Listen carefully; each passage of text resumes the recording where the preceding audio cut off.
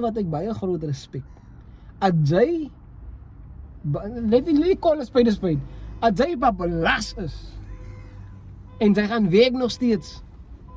Groot respek vir jou. Try om nie te drink of te babbelas te wees in die eerste plekkie.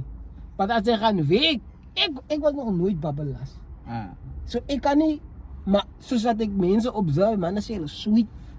Hulle kry hulle kry shimmers of whatever die klauwinkies, whatever hulle kry. Whatever die symptoms is. En sy kom werk toe nog steeds. Ons so uita vir jou. Kan nie eet, ek weet as jy van die symptome die manne altyd sê, kan nie. Die manne met allerhande remedies en hy eet steek kos. By the way, sê, wat is julle remedies? Jou babalas remedie. Wat is jou babalas remedie? Steek kos, hulle eet eiers, woos en wienas. Mense sê, plaas breakfast met 'n klomp steek sous op, hy is 'n babalas kos hy.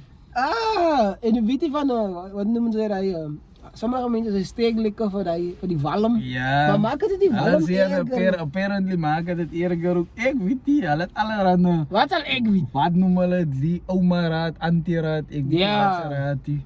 Anyway, wat wil ek nou gesê het? Sy wat nou praat van die maanda, ek kry sommer nou 'n lag. Sy wat so maanda by die huis bly my bro. Sy het nie eens meer lief daar oor nie. Hy rompie man!